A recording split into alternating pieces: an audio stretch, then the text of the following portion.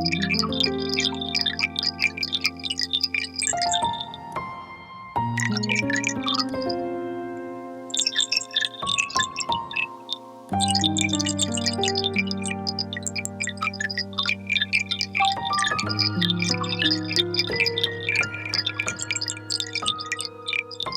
and welcome. In this video I've got something really cool to show you, involving a Granulator 3 and a few other plugins to make some Botanica textures.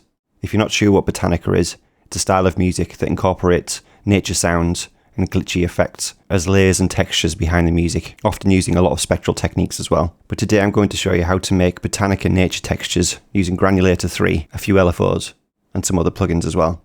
So let's get into it. Just before we do get into this Botanica maker, the first thing that I'm going to show in this video, you can grab this from my Patreon for free. The whole rack that you'll see by the end of the video that includes a lot of extra things, you can also grab from the shop in my Patreon for a small price of $3. But stick around to see how far you can take this, because there's lots of really cool things in that extra rack as well. Hey you, subscribe. So Botanica often incorporates these kind of sounds as textures behind the music.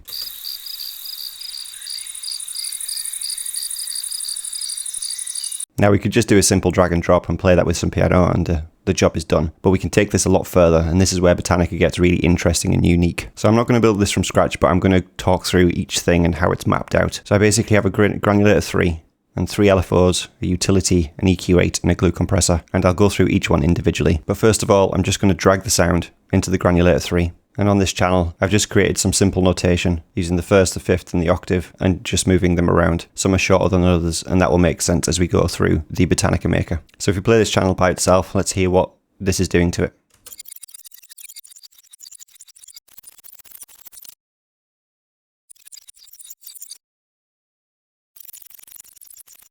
And if we remember, this was the sound originally.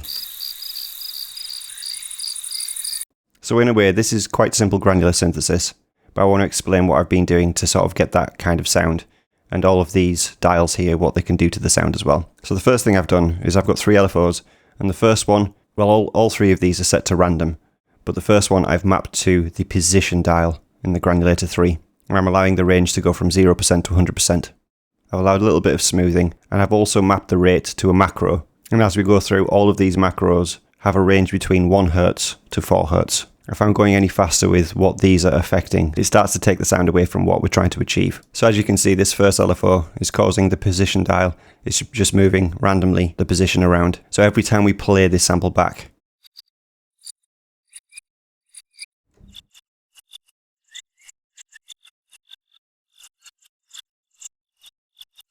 we're always getting a different sound. We're not getting the same grain played every single time. In the next LFO, I've mapped that to the scan in Granulator 3 with a range of 36% to 86%. And the scan is basically deciding at what speed the extra grains are going to play through. And again, I've mapped the rate to a macro here with a range of 1 Hz to 4 Hz. The final LFO that I've set up is attached to grain size with a range of 46% to 63%. Now the grain size is measured in milliseconds, and I found going below around 46%, it started to sound a little bit strange and not useful for this kind of technique. The grains were moving way too quickly, and you couldn't really hear a discernible difference between all of the grains stacked together. So having that range is quite helpful. You can make the top end of the range bigger if you want to really space the grains out. And again, I've just mapped the rate to another macro here, grain size, with a range between 1 Hz and 4 Hz. I've also mapped the shape dial to a macro, and this is basically the grain shape, how the grains are being played back. And if I move this dial, this really does change the sound quite a lot.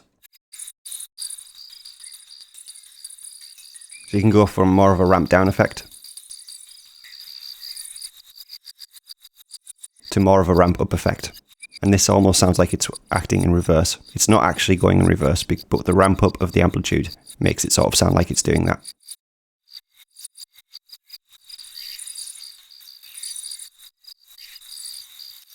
So this dial is quite powerful because it allows you to vary the style of playback of the grains as they're playing. The next thing that I've mapped is the variation dial, and this is attached to this macro, which is random grain. And this basically decides what the grain speed of each individual grain is, the scan speed, the position. So this really adds another extra layer of variation to the sound.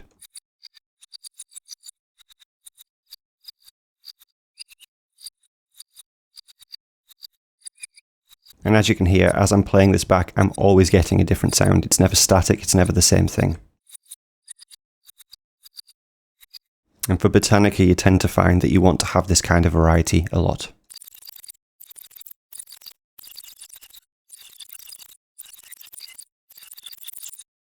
I've also mapped the transpose as well, and this allows us to change the overall pitch of the entire granulator, and this can be quite useful because some of these sounds can get really, really high pitched and you don't want to be playing all the way down into octave -2. So this is just attached to this macro here, pitch tune, and if I pull this back,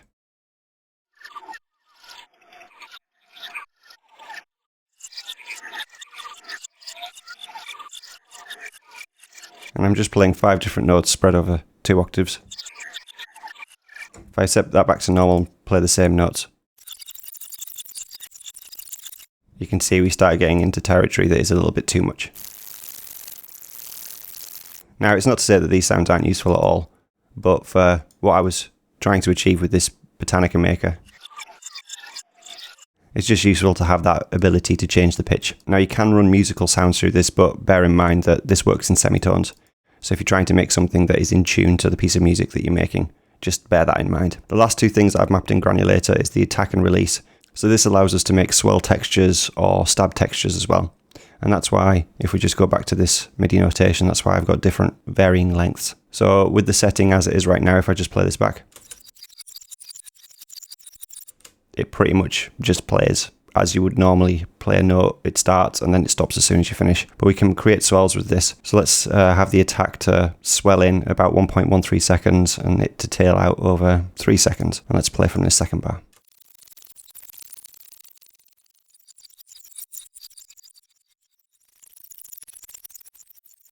So this is a really useful thing to have because, as you can imagine, you might not want all of these textures playing all of the time behind your music because it could maybe get a little bit too much for the sound. A couple of other things that I've also attached is I have a utility where we can turn the input gain down with this macro. I've set that to a maximum of 10 decibels if the sound is too quiet, and you can pull it all the way down to minus 41.8. if the input sound is way too loud. Because just bear in mind, the more notes that you play on your keyboard or you program in, the more this is stacking up and adding amplitude and loudness. I also have an EQ8, and if we just look here, we've got a low shelf and a high shelf, and this EQ8, as it says, is just mapped. So if the sound that you're creating doesn't have enough brightness, you can increase that, or if it's too bright. And again, with low end, if you want to have more or less low end in there as well. And the final thing that I've mapped as well is just an output gain with a glue compressor and a soft clip.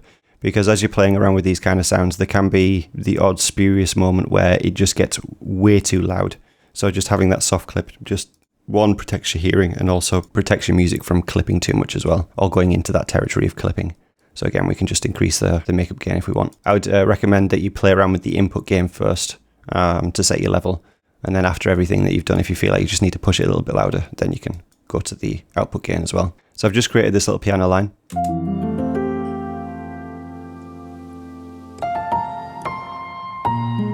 And with everything that I've just shown you in the Botanica Maker, we can just start to layer that in if we want.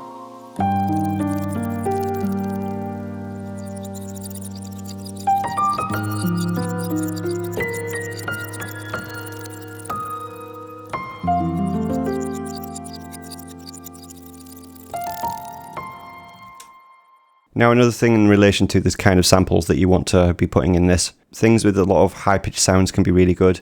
Also, things with lots of transients. Very static sounds don't work really well for granulation, and not specifically for this style of granulation either, obviously, as we're moving more into the Botanica territory. So crickets and birds are really good sounds to use. Water droplets, keys being jingled together. There's lots of different kind of sounds. Just think in that sort of territory, something that has a lot of dynamic movement and lots of different transients. And that's where you get all of that sort of glitchy and ASMR kind of territory that makes you feel like you're a bug walking through grass, if you like. Strange metaphor, I know, but that's almost what this genre encapsulates. Now we can keep taking this further, and I've made a few other things to attach to this. So the first thing that we can add to this is something that I made called Botanica Rain, and this is using a vocoder. And if you remember back to a tutorial that I made about making vocoded rain sounds, it's sort of using a similar principle, but allowing us just to change the sound a little bit more with these macros. I've also attached a reverb before this, so we can add an extra layer before it goes into the vocoder. So let's listen to this as it's set up without changing anything.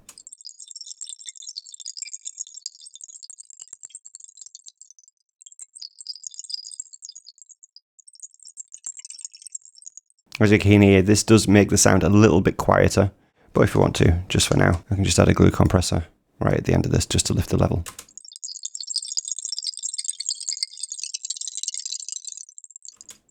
And what I'll do now is I'll just start playing around with a few of these different macros just to show you where we can take this sound. We can make it sound a lot more musical by decreasing the filter bandwidth.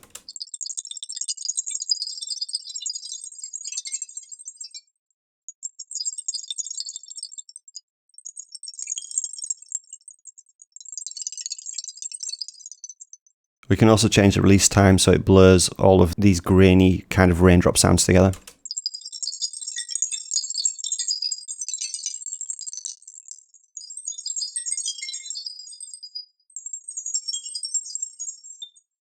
We can format shift this so we can pitch it up and down.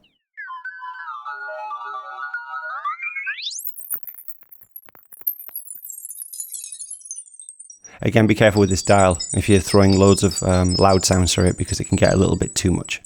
Again, we have another low shelf and high shelf if we want to decrease some of the highs, which this can work quite well with the format shift. So obviously the higher we go, maybe decrease the high shelf. That would be a useful thing to do. Again, any sounds that have any information in the low end, we can decrease or increase that.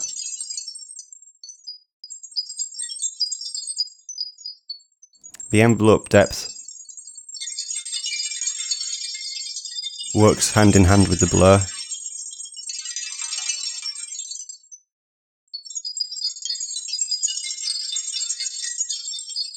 And the more we increase it, the more scattered the sounds are.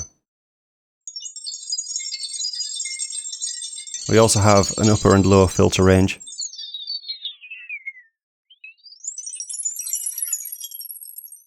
And this allows us to decide what's included in this vocoder sound. And the final thing that we have is the gate threshold, where the more that we increase that, the more it spaces out what is left in, or should I say the more it removes certain bands of this vocoder, so we can make this sound even more intricate.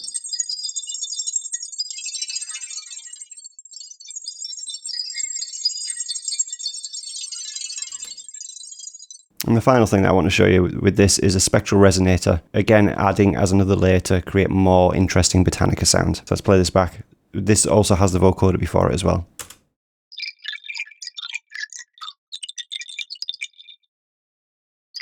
And by setting the spectral resonator to granular mode,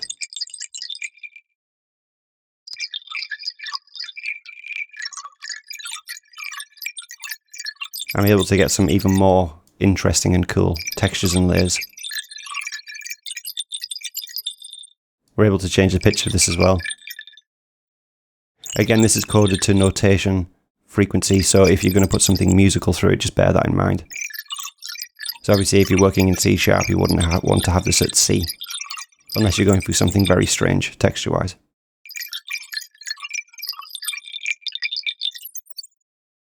I have a mix dial for this as well, so you can go completely spectral. I'll leave you back to the original sound that you had before.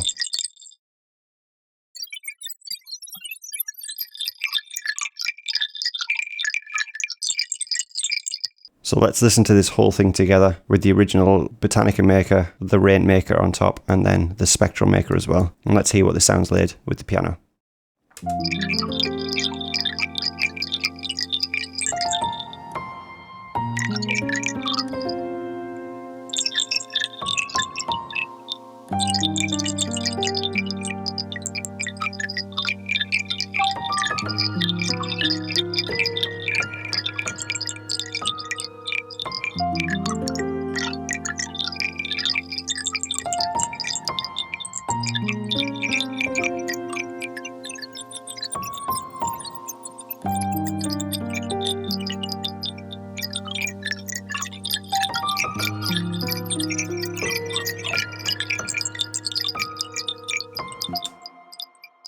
Just before we finish this video up, you can grab this Botanica maker, the first thing, the granulator that I showed you, for free off my Patreon.